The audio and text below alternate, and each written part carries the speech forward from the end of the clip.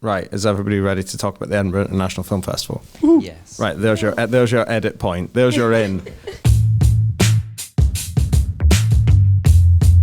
Right, hello and welcome back to the Skinny. It is the film podcast from the team at the Skinny magazine, and it is all four of us today. It's me, Jamie, Anahit, and Ellie. Everybody say hi, individually or together. Your choice.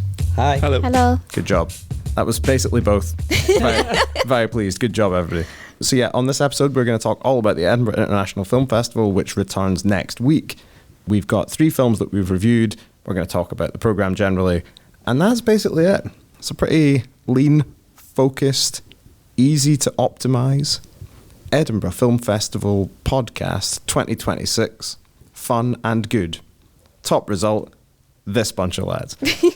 So yeah, we're going to talk about some period drama. We're going to talk about some things that are in black and white. We're going to talk about some sad French children. But Jamie, I'll come to you first. And Hello. I'll ask you, hello, how are you? I'm very well. You good? Yeah, no, We've got a party to go to tonight, don't we? Yeah, it's exciting. Yeah. I'm excited, and I can tell you are as well. We're saying that, unfortunately, none of the people who are listening can go, but they might have been because it's the fest party. This is the thing about when you talk in our timeline about things that haven't happened yet. There's a weird... you know what? That noise isn't anything. Jamie, tell me about your general overall impressions of this year's Edinburgh Film Festival programme. Yeah, I mean, the first thing that jumps out is, like, again, the in conversation strand is pretty strong. They've got Ewan McGregor, which is a bit of a coup, I think. Kenneth Branagh's there. They've got Bruce Dern, who's a like Hollywood legend. Christian Vachon, who's like a bit of a producing legend in the indie world as well. So that's a really good lineup of people. They're continuing to lean into world premieres, which is obviously pretty exciting for kind of industry folk and critics who get to write on stuff for the first time. I guess it means like for audiences, they have to take a bit more of a punt, you know, so it's, I think they're kind of leaning in to be a kind of festival of discovery. Like I think over 20 of the features are brand new world premieres out of like 38. So over half are like unknown quantity. So, but yeah, so you have to go in with a kind of open mind and kind of check stuff out, I guess. Because it's also not the case that there's a lot of world premieres, but there's also a lot of first-time filmmakers or like comparatively new filmmakers. Yeah, like especially in the competition, the kind of Sean Connery competition, which is interesting because like one filmmaker who's not brand new is Paul Wright, like the Scottish director. So he's there, but funnily enough, his films have sold out completely because people have heard of him. So that's the kind of thing. You know, you can be like a festival that's kind of promoting like brand new talent, but people have to take a chance. Whereas you can like get more established talent, but they sell it straight away. Has he also not got George Mackay in his film? He's also got George Mackay as well. That's going to help you. That's going to sell tickets. Around this gaff, that's going to sell tickets. Yeah. I think it's mostly George Mackay, to be honest, rather than... Yeah, sweet baby. Noted friend of the pod and friend of Jamie. Exactly. Well, wait, no, what was it? Kenny. Kenny. Friends with Kenny. Friend of Kenny. Friend. He was very nice about it. He's a good guy. So he chased you down the corridor. He after did. that happened? He apologised. Good fellow. I wonder if I think he's here this year, so maybe I can try and meet him and see if he remembers my name. I'll try and say hello. Threatening or positive, only time will tell. But yeah, I think in general Scotland's quite well represented. Like the opening film is The Incomer, which is a really good. I've seen that already. It's like a really good first-time film from a guy called Louis Paxton, who's a really talented filmmaker. Really funny film, a really good opening choice, I think. Then the closing film is Belle, which is the documentary about Heir of the Cursed, who again is like very important musician to a lot of people in Scotland, and that'll be quite a moving screen, I think. So yeah, there's quite a few kind of Scottish titles. We're going to talk about one as well in this chat. I think we're about to go almost straight into that. You know what? That's podcasting. A lot of people, some of them hosting this podcast, some of them talking right now, say, you know, occasionally this podcast is a bit loosey-goosey. We don't really, we've not, quote unquote, not prepared properly. Well, how's that for a perfect segue from the introduction into the first screening? An unplanned segue. Unplanned segue that I've just ruined by drawing so much focus to it. I'm going to cover for that by asking Jamie to put an edit point in here so I can come to Anahit and ask her about the aforementioned film. Okay, first film is called The Education of Jane Cumming. In 19th century Edinburgh, Marianne Woods and Jane Perry are 2 teachers running a small girls' school. The arrival of a group of new pupils shakes things up a bit before an accusation about somebody towards somebody else kind of shakes the whole life of the school, and in particular the lives of our 2 protagonists. It's directed by Sophie Heldman, stars Claire Dunn and Flora Nicholson as Marianne and Jane. Also has Mia Tharia, Fiona Shaw, and in a very small role, Frankie Corio from Aftersun. That was exciting. Is one of the school children. Very exciting. It's based on a true story. And it was shot in Edinburgh. That's where we live, Anahit. It is. Always nice to see your gaff on screen. Although, admittedly, it's some of the posh, because it's all set in like 1800s, like Newtown, Edinburgh. It's some of the poshest. Yeah, that looks honestly like rural. Like, I drive past Drumshoe, is that how you say it? Drumshoe Gardens? Yeah. But like, it doesn't look like Drumshoe Gardens does right now. I found that quite confusing, because I would have thought that the Newtown looked like the Newtown in the 19th century. But then they might have been down, to get really into the weeds on local Edinburgh geography. I wonder whether where the school was is now a kind of Bellsbrae, Orchardbrae kind of way it is. Maybe. Anyway, yeah. Because they talk about knowing somebody in the Newtown as if that's like far away. Yeah, exactly, right? Yeah. Right. So maybe the Newtown hadn't spread to that area. But the world was smaller when you had to get round on horse. Yeah, and when you couldn't be gay. And if that's not a segue, world-class podcast, man. We're absolutely crushing it. So yeah. Anahit, tell us about this film. This is, like you said, based on a true story that took place in the 19th century that in turn became the basis for the play and the subsequent film, The Children's Hour. So it was the inspiration for that, which was made into a film with Audrey Hepburn and I want to say Shirley MacLaine. I want to say in the 50s, but it could have been the 60s, maybe the 60s actually. Yeah, but it was sometime. So like, it's weird that it's quite a famous story, but I had like never heard of it within its actual real life context. And yeah, it's about these two teachers who have set up, like, school is truly a big word for what they are, which is essentially a house with some children in it. And the rich parents pay for the children, like these girls, to come and like live there, and they teach them. And it's all like quite sweet and wholesome and lovely. And one of the girls is called Jane Cumming. She's played by Mia Tharia, who was in September Says last year. I think she's a really fucking good actress. Like, every time I see her in anything, I think she's so good, and she's really good in this role.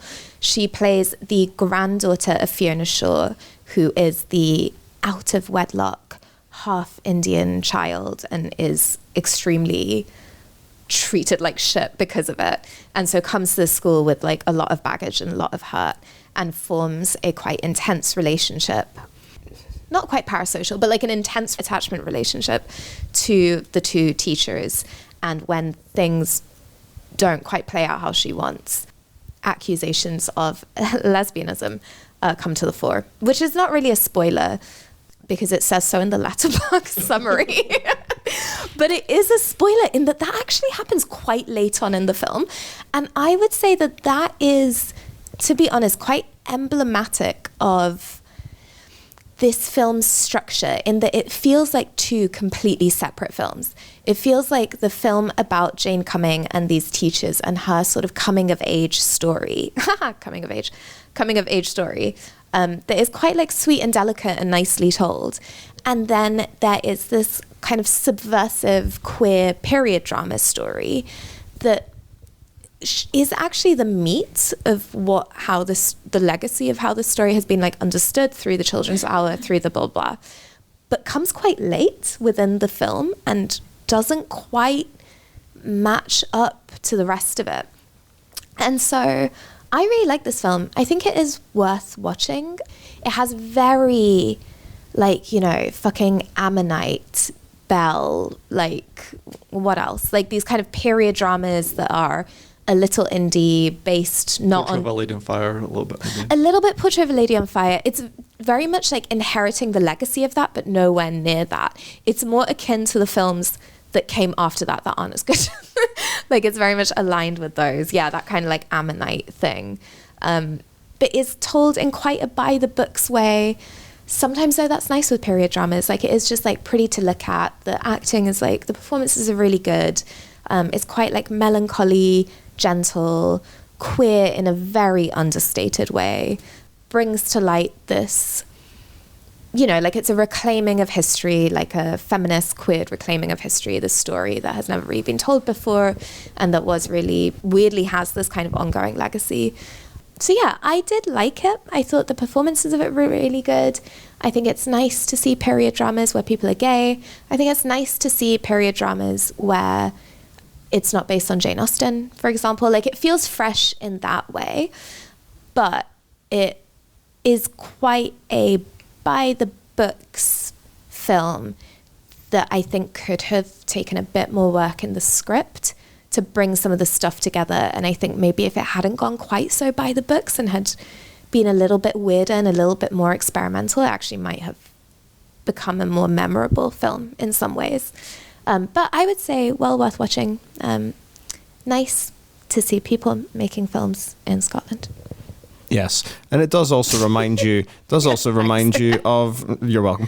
It does also remind you of just how little bits of Edinburgh have changed, and also just how little bits of society have changed. Yeah, that's right. Yeah, Jamie, what did you think?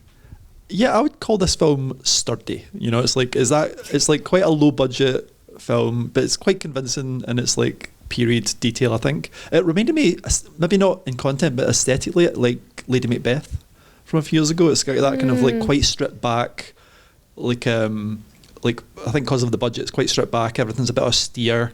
It's got this kind of grey colour palette. Everything's a bit kind of blue and grey, and it's got like very little score as well. So maybe that's what feels austere. There's like not very much score at all. It comes in a couple of moments. I thought the acting was really quite well and refined, you know, like very kind of like, again, quite stately. It's got a bit of Miss Jean Brodie in there as well as part of its DNA.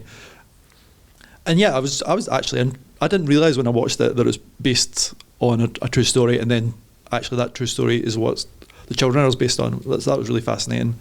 I'm saying it's austere and quite kind of straight-faced. It's also got some quite funny moments towards the end with like middle-aged lawyers and judges like looking around textbooks of female anatomy and being confused and sort of saying, there's no way these women could find the clitoris. They couldn't have happened, you know. Like that's like part of the reason the case was thrown out.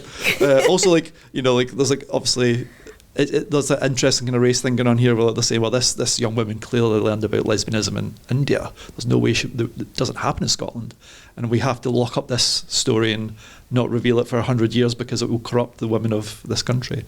So that's all kind of quite fun.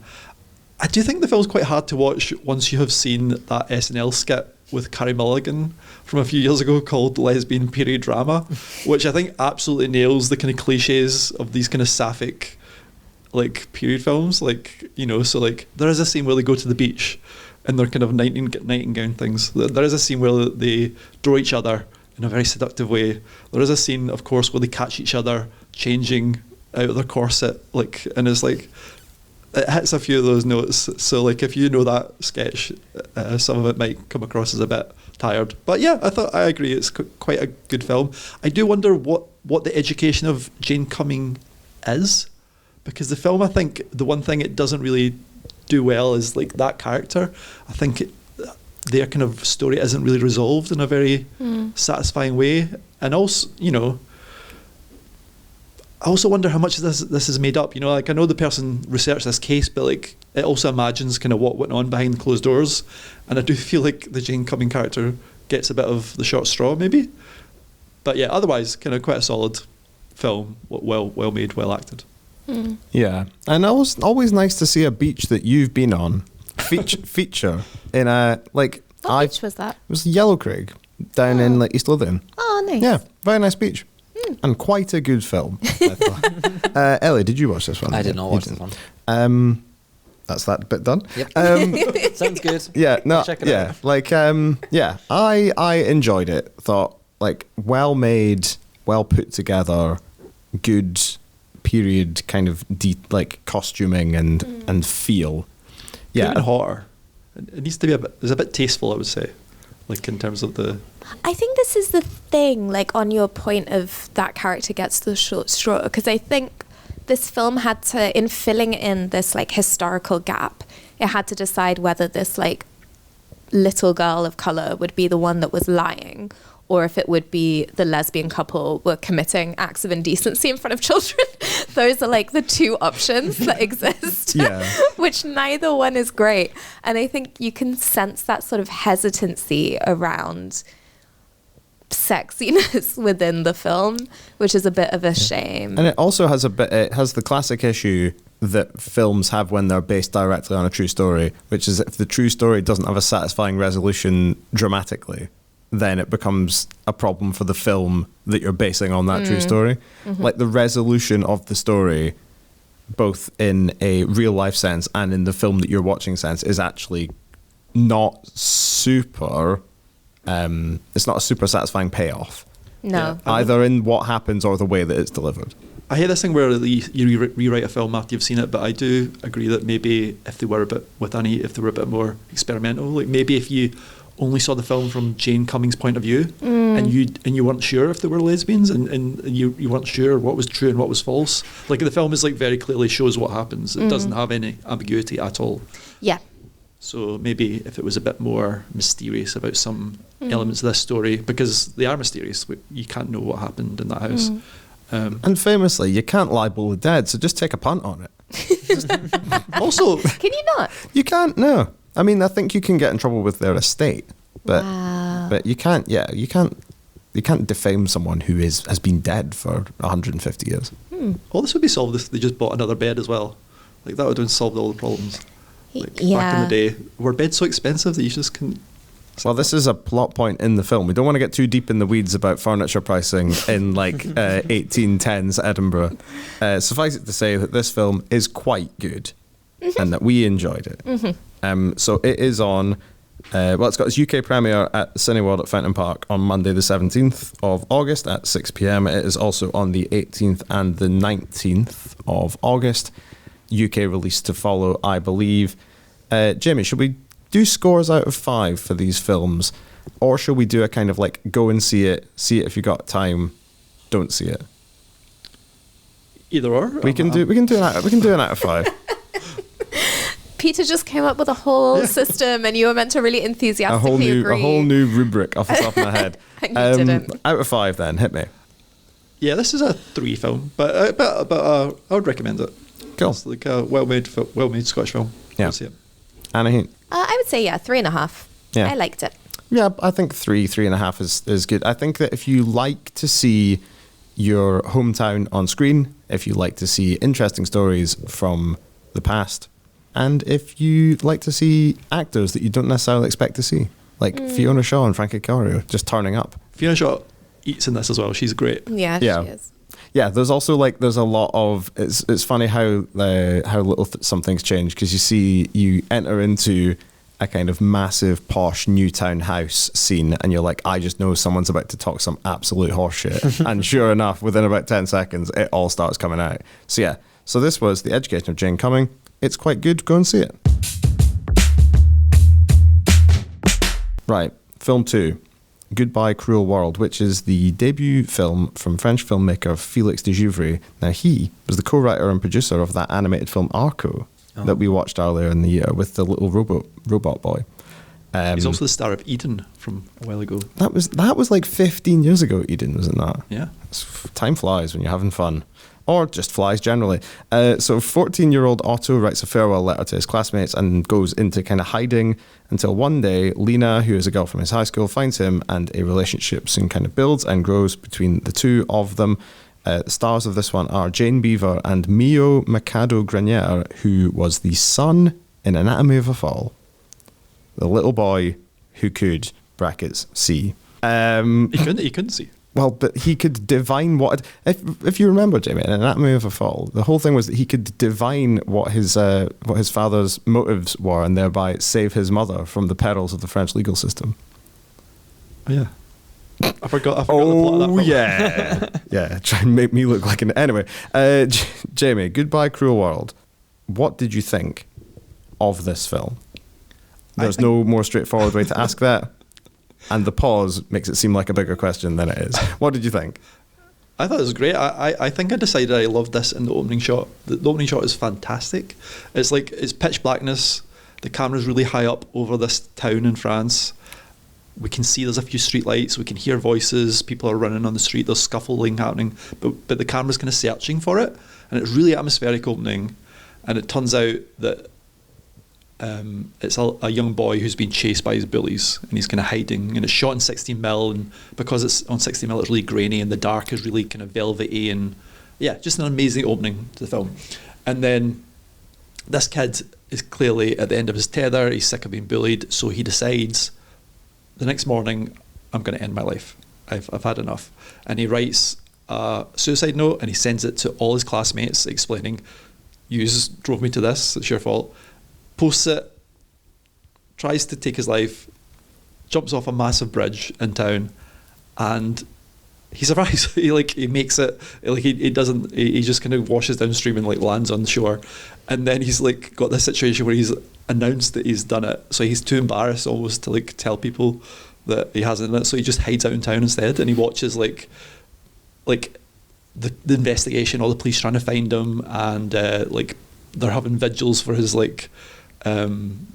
death, and there's news reports and newspapers and stuff like that. I have to say, Jimmy, you're describing this with a lot of glee in your voice. Yeah, no, because I love this film. I know that sounds that's the thing. It sounds like a real downer. It sounds like it's a film about bullying and teen suicide, but actually it becomes this kind of dreamy, really interesting film about reinventing yourself. And because what happens, he shares his a young girl from his school who's the same age. They're both about maybe 13. I don't think they actually define how old they are, but she spots him and says, "Oh, come and hide out in my mum's abandoned wing of her hotel," because she thinks it's haunted. So he's living in her hotel, and she's and it's their little secret, and they create this kind of little world where she's the only person who knows he's alive.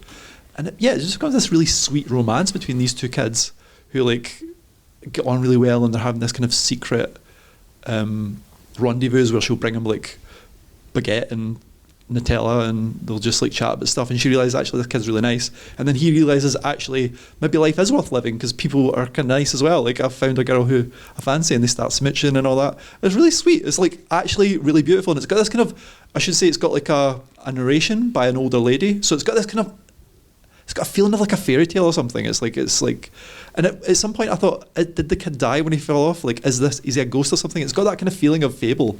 It's a really unusual film. I felt the music's beautiful. It's it's really haunting film, and it's about the idea of reinventing yourself. So even though it sounds like a horrible premise about suicide and kids being depressed, it's actually really hopeful, and it's also got a really beautiful ending, which I won't spoil. But the bookends to it is incredible, and then what's in the middle is I just found really evocative and haunting. Yeah, I fully agree. I love this film, and please don't take my enthusiasm as any kind of approval of teenage suicide attempts.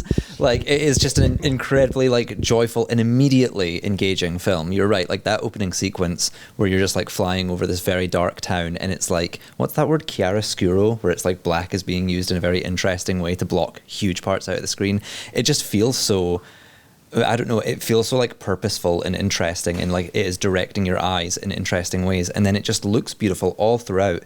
You're talking about that kind of strange, I don't know, kind of liminality to it, where you're right, it almost seems quite dreamlike, and I was wondering about that because it's shot on film. It's got this very grainy texture.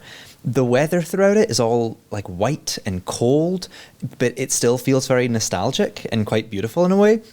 It reminded me a lot visually of A Submarine by Richard Ayoade. It's a French submarine, and it's just very interesting. Like you say, Jamie, you kind of rounded through that very complex sequence of events in this young boy's life in the first 10 minutes of the film, which is his publishing of this suicide letter and his attempted suicide, and then this really complex position he finds himself in where he's kind of on the run, and he's got all these conflicted feelings where he's almost too embarrassed to return and show that he didn't kill himself after all. And all of that's conveyed without dialogue. There's very little dialogue in pretty much the first half of the film. There's the narration, like you say, which provides a lot of the context, but it is very compelling, probably from that same actor, Milo Macado Granier, who doesn't quite get as much to like doesn't get as many sort of big set pieces as he maybe did in Anatomy of a Fall, like big scenes where he really gets to like sort of fight his ground. But in this, he's just such a compelling and interesting presence throughout the film. It feels super interesting, like very out of time, probably because of the way it's shot, but also, like you say, there's this sort of abandoned hotel wing, which is a very kind of like sprawling and somewhat magical and dilapidated environment. It's almost a surprise in some shots when you see the sort of girl that he's falling in love with, like her smartphone on her desk, because this feels like a world without smartphones. In fact, it like social media plays no part in the film in a way that like was kind of surprising, because I think now most people associate like bullying and identity crisis at a young age with phone addiction and social media. But in fact, there's something kind of like very wonderfully classic, kind of Holden Caulfield about this boy, and this kind of much more universal theme of outsiders and kind of like doomed love. So I really liked it. Like, I had some consternation around it, because at the beginning I did think, is this going to go in a kind of like 13 Reasons Why direction, which really kind of like made all the wrong signals to its audience, where it kind of glorified teenage suicide. That was a TV show from Netflix like 10 years ago that sort of does suggest that like it's a worthwhile thing to spite your bullies by killing yourself, and it's like an unbelievably like misfired idea. But in fact, the reason that I was feeling that is because the real like horrific roots of this boy's condition like don't really get examined. Like, they don't really dwell on just how awful his life must be to be at this point. It kind of just happens. Like I say, no one talks. He kind of floats around town like a ghost before winding up in this hotel. And then these two young characters just have this weird unspoken curiosity about each other that drives them together. And almost without noticing it, yeah, you kind of do get to an end where there has been a coming of age. And that makes for, again, I'm not going to give it away, but it makes for a sadder and much more complex and much more adult ending, where the characters really have to sort of reckon with their choices and mistakes. So I loved it. I thought it was super interesting. I was with it the whole time. Yeah, you're right. It does feel about. To be honest, I didn't even notice they had smartphones. I actually thought this was maybe set in the 90s. I didn't know when it was set, but it has also a feel of like an older film. Like, the style is actually much more like a new wave film. It's much more like a Francois Truffaut film. At times, it's like a Bresson film, like with like you say at the start, where everybody's like silent, and like there's just amazing framing. Yeah, really impressive first film, and especially a director who is going off in a different direction. It also reminded me a little bit, I don't remember we spoke about those, were they German films? I can't remember. Is it Dream? Yeah. They were Norwegian. Yeah. Norwegian films, again, like very literary in the way it's using the narration, and it feels like, yeah, this is like taken from a book, but also using the camera in a really interesting way. Yeah, I was really impressed. It sounds lovely. It sounds delightful, and I'm sorry for being so facetious about it, Alan. Boy, is my face red. So, yeah, Goodbye Cruel World, it gets its UK premiere at the Film House on Monday the 17th at 3 o'clock. It's also on again on the 18th and the 19th. Jamie, if you had to give this a score out of 5, you had to round up all that very nicely put and quite kind of nuanced take on this film into a numerical value between 1 and 5, what would you give it? I would give it 4.5. This is one of the best things I've seen all year. Oh my. Ellie? I think I agree. I was kind of between 4 and 4.5, but I think there's no real complaints. 4.5. That's a big recommendation from us. So that is, and there's tickets available for all 3 screenings, so go and check that one out. That was Goodbye Cruel World, Félix de Givry, Chapeau. By the way, a French submarine is called a sous-marin. Oh, brilliant. Sous-marin. Okay, and finally for the reviews from this year's Edinburgh International Film Festival, The Peril at Pincer Point, which is the debut film from Jake Kuhn and Noah Stratton-Twine. A struggling B-movie sound recordist is sent to a remote island to capture these sounds for a new film. And can I shock you when I tell you that the isolated island with all the lightning strikes on it turns out to be a bit on the weird side and full of wacky characters just doing all kinds of business. This is a black and white, semi-improvised, sort of like horror comedy crossover. I would say immediately that it is like, imagine a cross between the film Hundreds of Beavers and the work of Mark Jenkins. That is what we're dealing with in a kind of like compositional sense. I would say interesting, but in what sense? Ellie, discuss. Well, Anahit was talking about The Education of Jane Cumming as a film that is maybe a little bit cliche and could have done with a bit more experimentation. I do feel like Peril at Pincer Point, in its like filmmaking style and its kind of creative decision making, is maybe it's like the opposite end. It's like very experimental in a way where, when you throw a lot of spaghetti at the wall, some of it sticks and some of it doesn't, and sometimes you just end up with a bunch of spaghetti on the floor. Spaghetti everywhere. But you know what? Some people like spaghetti, so I think that this is an interesting film that like some people will get something out of. I always like films about filmmaking, and I think what I found really interesting about this is that I realized most films about filmmaking are actually about like directing or writing, and this in fact is about one of the most humble jobs in the film crew, which is the on-set sound recordist. And I think that's kind of like the mundanity of that is where a lot of the humor of the film comes from. It's just kind of like an amusing image to have this guy like standing on a beach just like kicking rocks around and pointing his boom mic at them. And, it's funny because there's something kind of farcical about it. Like he's trying to, buy a bucket off of some local so he can gather up enough crabs to get a sound recording of what the crabs sound like. And they're kind of like rinsing him for money. But then, the pretentious director of the film calls him and is like, I've heard your sounds and they're the best sounds I've ever heard. And this is like going to be the creative partnership of my career. Really, this is your film. And it's like, I think that there is actually something really sweet in that about everyone who has like some, very overlooked creative niche maybe does have dreams one day of like getting recognized with that centrality that the director or the producer gets recognized. So there is like a real spirit to the film.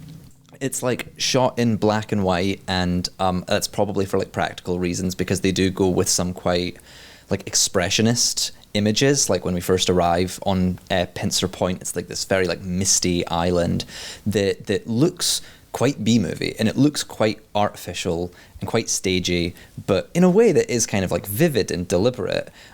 And then like, when you get into kind of the more headier folk horror-y and sort of sci-fi elements of it, I think that's where the film really thrives on an aesthetic level. But for me, like, not all of it was working. Like you say, it's sort of semi-improvised, and I'm just not super sure that was the best choice. It makes for a really strange double act in the film where, sometimes it really does just feel like you're watching a bunch of friends hanging out in their local green space, kind of like coming up with funny things to say in front of the camera. And, I don't know, it can feel a bit student-y. It can feel a bit sketch showy. But then when we get into like the mythological figures and the much more gothic sequences, then it feels like the film really does have like an aesthetic goal in mind. And I'm not saying that it's that every scene should be that vivid, but the scenes that are not that vivid don't really feel like they are giving anything towards that atmosphere. They don't really necessarily feel like there's much reason for them being there.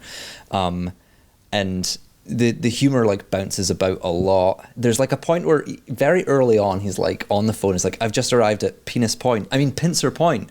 And it's like, so are they kind of taking the piss out of their concept and like being ironic about it and not taking it seriously? But then when you get into like some of the more dense monologues and some of the kind of like more horror-y elements of it, like there does feel like a great amount of commitment from the designers, the set designers and the sound designers. So it's not super sure what the filmmakers really want out of us. So I don't necessarily think that it will be for everyone, but I think that it is a fun exercise in like nautical folk horror.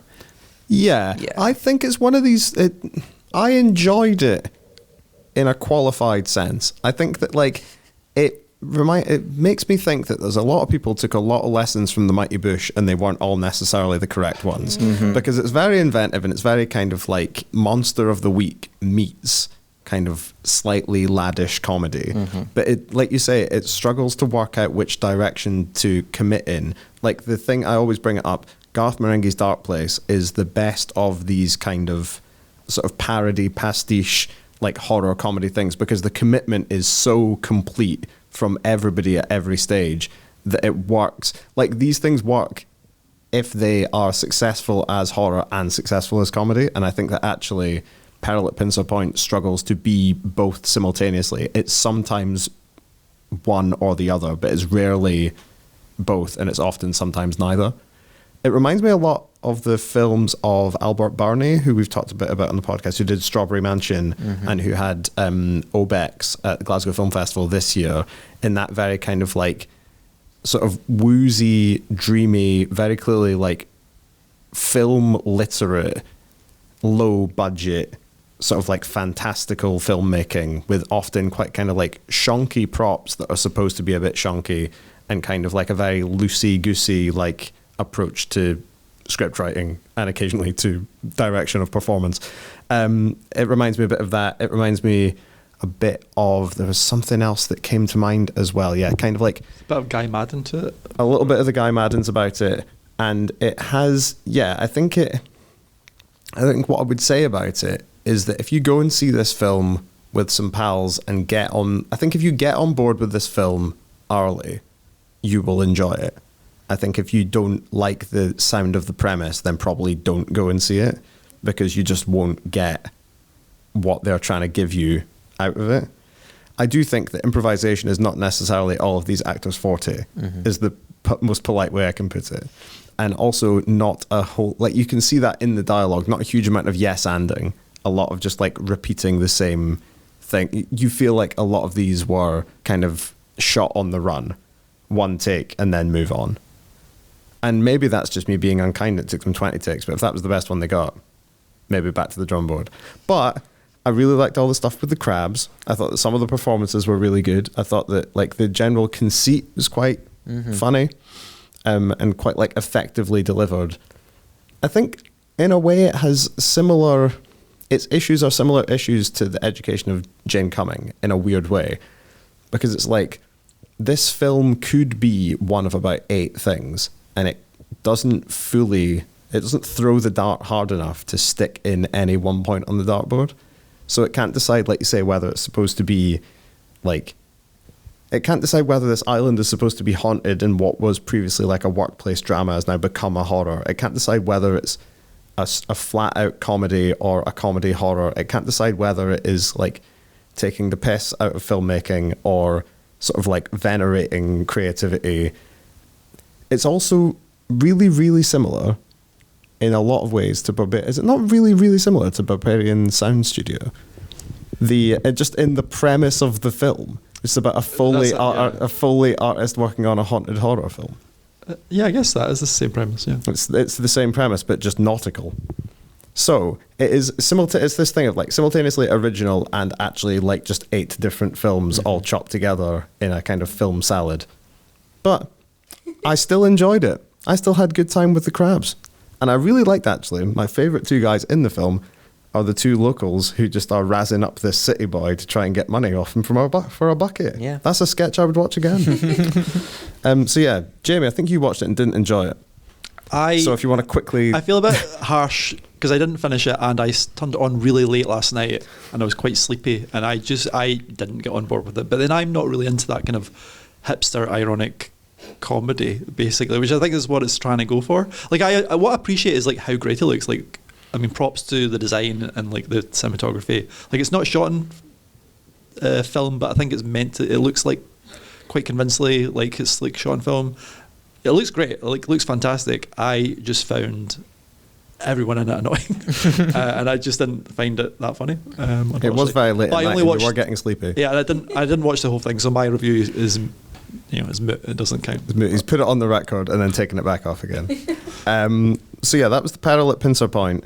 It is it's on Sunday the 16th at 9 p.m. at the Cameo. That is probably actually the best slot I can imagine for it.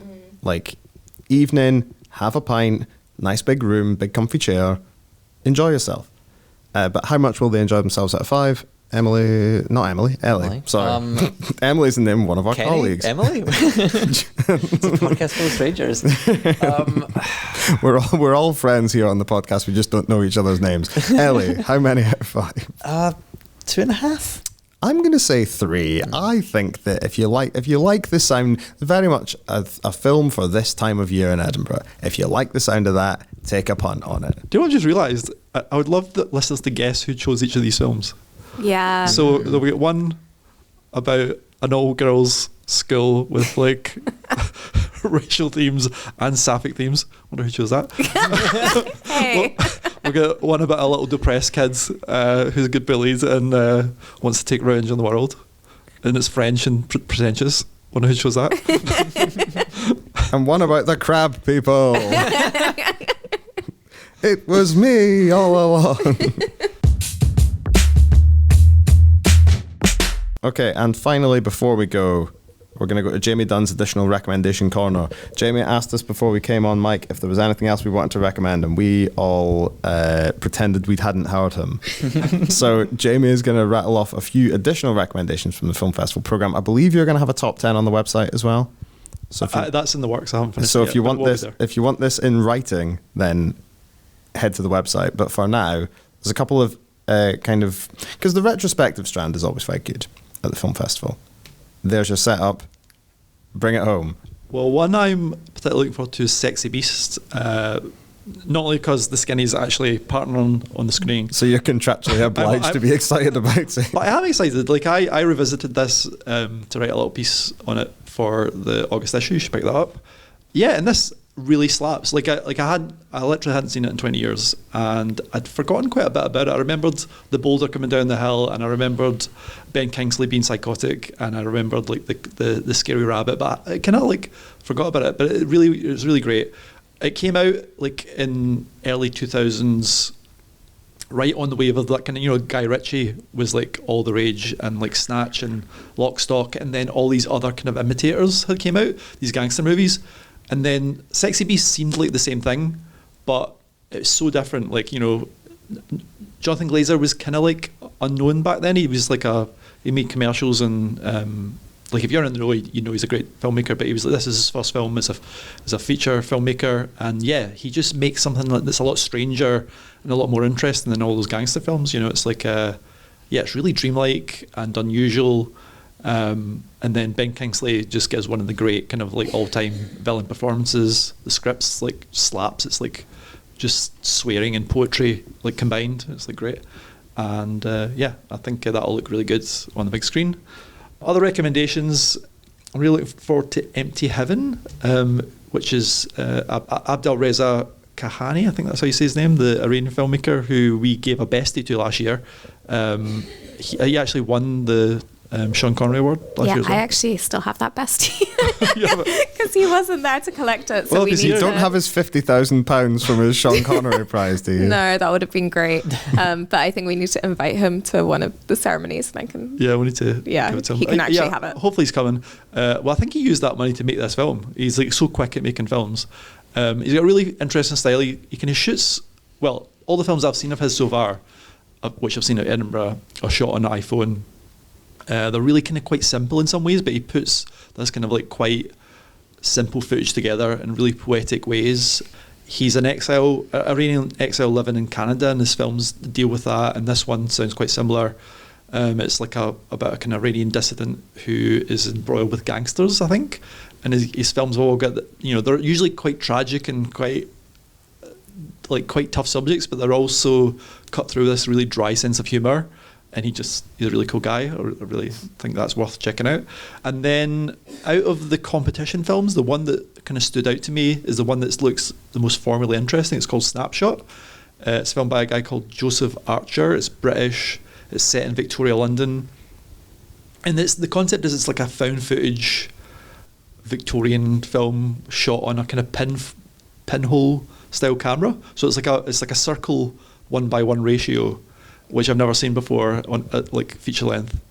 And the plot, I believe, is something about Jack the Ripper is on the loose, but these kind of like amateur documentary filmmakers discover that his killings are not actually by him, it's like some other kind of entity.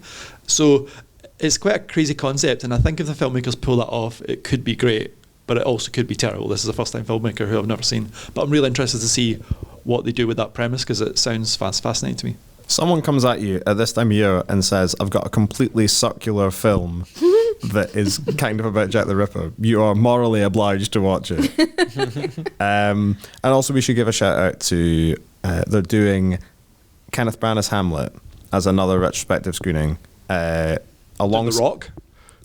Now, right, okay. Which I wanted to plug Carmen's column that's next to your one in the magazine. Carmen wrote a thing about Hamlet. It's in the magazine. Hamlet's on at the film festival. Now let's talk about The Rock, because As in the Sean Connery one about Alcatraz. fuck yeah, Is that showing? it's on at the film festival. Oh my God, that's as part crazy. of the Edinburgh Film Festival's new mantra, which is Sean Connery retrospective screenings will continue until morale improves. Sean's trying to finally give us 50 grand every year, so we have to show one. Jason Connery will present a screening of one of his papa's best films.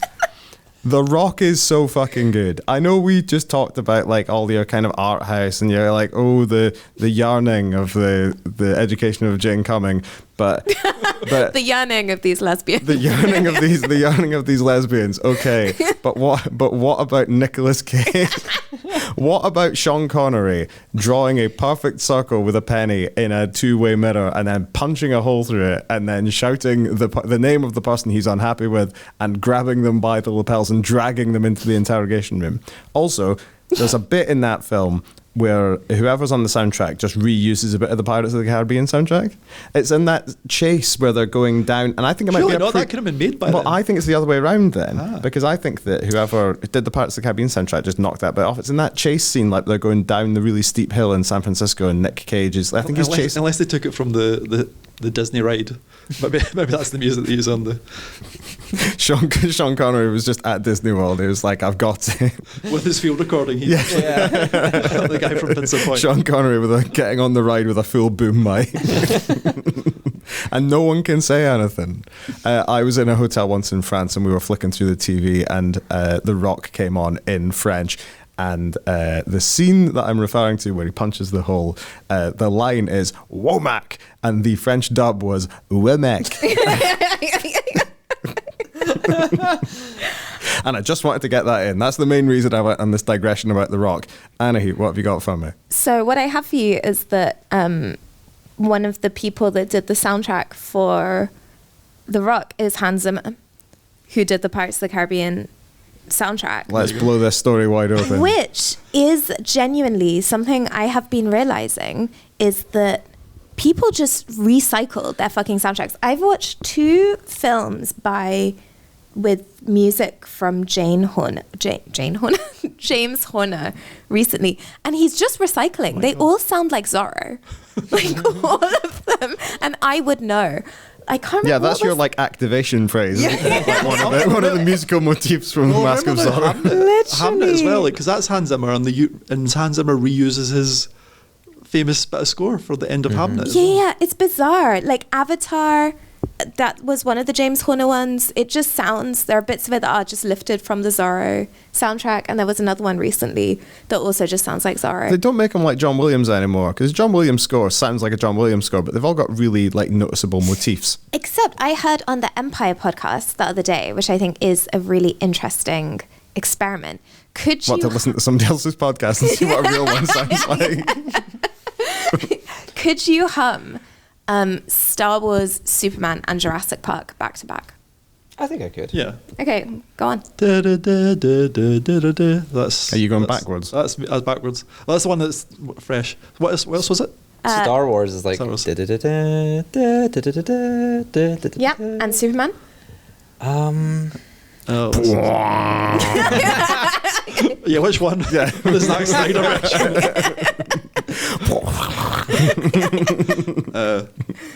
How does it go? Oh my god. Oh, All that's in my head is Back to the Future right now, Yeah. which is like. What, Huey Lewis and the new? No, Back to the Future is like. Oh, right. Okay. I've got Yeah. Raiders of the Lost Ark in my head now. Yeah, this is the thing. They are quite similar. But they're also very distinct, but they Yeah. are quite similar. Anyway, on the Empire podcast, they failed to do this, which really reinforced the point I was trying to make. It's just not for possible. You guys. It's not possible for any podcast, no matter how good they are. Us, Empire, I'm sure there are others. You just can't I could identify if I heard it. I just can't think how it goes. No, I know. It's not that you can't identify them but it's that if you were to try and hum them back to back, you start to get confused between them because they all have a little bit of the like da-da-da thing. Do you know what I mean? Yeah. Yeah. Anyway, Much to consider. Much to consider. So John Williams, not as good as he thinks he is. Yeah. unexpected slander for John Williams at the end of this Edinburgh Film Festival preview. I really want to go home. The Edinburgh Film Festival begins on the 13th of August. Go see The Rock, I think we're saying. Go and see The Rock. Go and see any of the films we've recommended today, but also go and see The Rock. And if you can't get to the screening, then watch The Rock. I tell you what, The Rock is fucking great. It rocks. The Rock, it slaps. Jamie, thank you. Cheers, beer. Ellie, thank you. Thank you. Anahit, thank you also. Thank you so much. There are other festivals, there are other things on. Go and see all of them. Go and have fun in the city. And if you don't live in Edinburgh, just watch The Rock. Also, I'm going to very quickly plug a thing that I'm doing at the Edinburgh Book Festival, which is that I'm hosting a panel under the auspices of one of the other magazines here that I work on. It is a food writing panel with Chicha Ramaswamy, Ben Marvis, and Rebecca May Johnson. It's on the 16th of August at 3:45 p.m. You can get your tickets via the Book Festival. Anna, have you got anything you want to plug? Yeah, I'm sharing a bunch of stuff for the book festival, but Just look up Anahit's name on the Book Festival website. Yeah, there we go. That's easier. Jamie, you got anything on? No one asked me to do anything. Good stuff. Ellie? Nope. Have a chill one. Yeah. Folks, Have a nice time. Enjoy your weekends. Right, we'll be back in 2 weeks. Enjoy the Edinburgh International Film Festival. Thank you all. Goodbye. Ciao, ciao. Bye.